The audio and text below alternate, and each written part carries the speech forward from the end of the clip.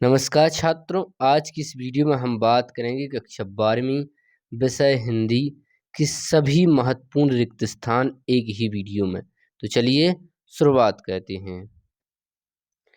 सबसे पहला प्रश्न आपके सामने है रिक्त स्थान में कि मैं खालिस्तान मौजों पर मस्त बहा कहता हूँ। तो देखिए इसका करेक्ट आंसर हो जाएगा भव। क्या हो जाएगा? करेक्ट आंसर भव। दूसरा प्रश्न है मैं मदाकता खालिस्तान लिए फिरता हूँ। करेक्ट आंसर हो जाएगा निःशेष। क्या हो जाएगा? निःशेष। तीसरा प्रश्न है आपके सामने मैं बना कितने जग रोज मिटाता हूँ। मैं खालिस्तान अलंकार है। तो करेक्ट आंसर हो जाएगा पुनरुक्ति प्रकाश अलंकार है। अगला प्रश्न है चौथा कि कवि बच्चन यानी हरिवंश राय बच्चन खालिस्तान का ध्यान नहीं कहते। तो ये देखिए जग का ध्यान नहीं कहते यानी करेक्ट आंसर हो जाएगा जग। पांचवा प्रश्न है कि संसार कवि के खालिस्तान को गाना कहता है। तो किसको गाना कहता है? रोने को, यानी जो ऑप्शन रोना है वो देखिए यहाँ पर करेक्ट आंसर हो जाएगा। छठवां प्रश्न है कि दुनिया की सबसे रंगीन और हल्की चीज है। तो करेक्ट आंसर हो जाएगा पतंग। पतंग देखिए सबसे हल्की और सबसे रंगीन चीज है। सातवां प्रश्न है आपके सामने कि पतंग की पतली कमानी खालिस्तान की बनी होती है। तो ये देखिए बांस की बनी होती है। आठवां प्रश्न है आचार्य भरत ने खालिस्तान काव्य की आत्मा माना है। तो ये देखिए रस को इन्होंने आत्मा माना है। नौवां प्रश्न है आशय के चित्त में उत्पन्न होने वाले अस्थायी मनोविकारों को खालिस्तान कहते हैं। तो ये ने देखिए संचारी भाव कहते हैं। 10वां प्रश्न है काव्य पक्ष में भाव पक्ष में खालिस्तान प्रधान होता है। तो ये देखिए यहाँ पर रस प्रधान होता है। बात करेंगे 11वें प्रश्न की कि संचाई भाव की संख्या खालिस्तान मानी गई है। तो करेक्ट आंसर हो जाएगा 33 मानी गई है। चलिए बात करेंगे आगे वाले प्रश्नों की। तो ये देखिए यहाँ पर और हैं। देखिए यहाँ पर 12वां प्रश्न है स्थायी भावों की संख्या मानी गई है। तो देखिए स्थायी भाव 10 हैं। 10 देखिए यहाँ पर करेक्ट आंसर हो जाएगा। 13वां प्रश्न है प्रत्येक रस का एक खालिस्तान नियत होता है। तो देखिए प्रत्येक रस का एक स्थायी भाव नियत होता है यानी करेक्ट आंसर हो जाएगा स्थायी भाव। 14वां प्रश्न है रस के प्रमुख अंग खालिस्तान होते हैं। तो रस के देखिए यहाँ पर 4 अंग होते हैं। चलिए बात करेंगे आगे। तो अब देखिए ये रहे आपके सामने आगे वाले यहाँ पर रिक्त स्थान, जिसमें 15वां रिक्त स्थान है कि बीभत्स रस का स्थायी भाव क्या है। तो करेक्ट आंसर हो जाएगा जुगुप्सा। और 16 प्रश्न है कि विभाव के प्रकार होते हैं। तो देखिए यहाँ पर विभाव के यहाँ पर 4 प्रकार होते हैं। 17वां प्रश्न है अनुभाव के भेद होते हैं।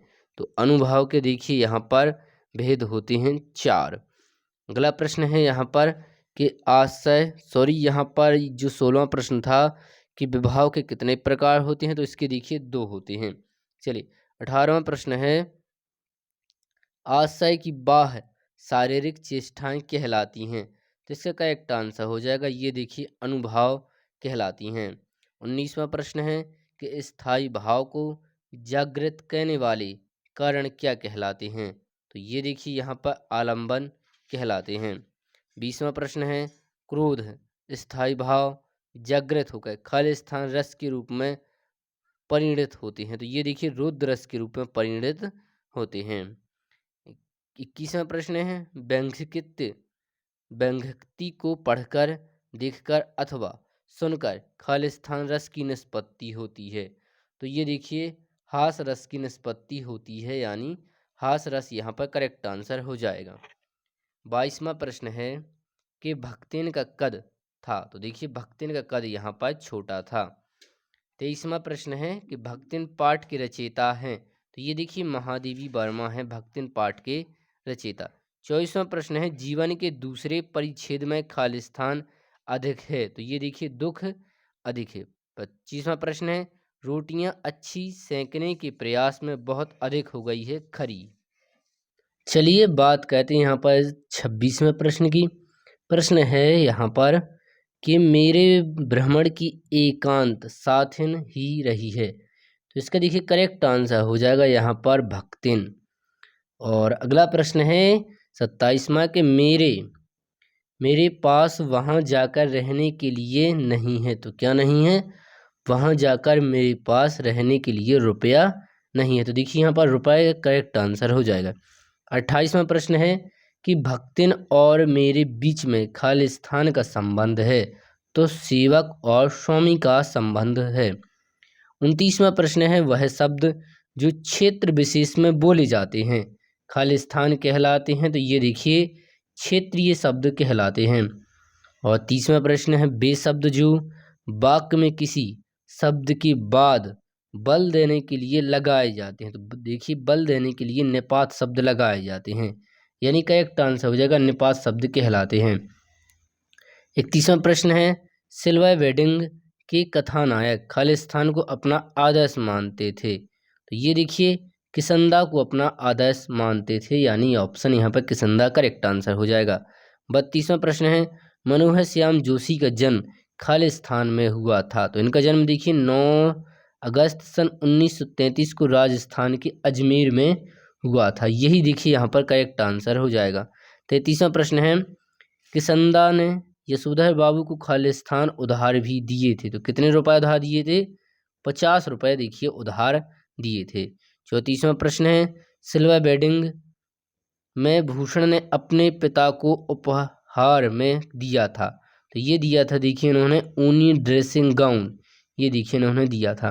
35वां प्रश्न है कि सिल्वर वेडिंग कहानी में प्रमुख पात्र यशोधर पंत यानी वाई.डी. पंत की शादी के खालिस्तान वार्डन है। तो इनकी शादी का वार्डन है देखिए यहाँ पर 25वीं सालगिरह का देखिए यहाँ पर वार्डन है।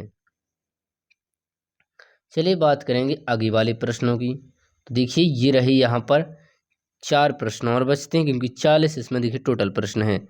36वां प्रश्न है देखिए यशोधर बाबू ने दफ्तर से लौटते हुए रोज खालिस्तान जाने की नीति अपनाई थी। तो इन्होंने देखिए बिड़ला मंदिर जाने की नीति यहाँ पर अपनाई थी।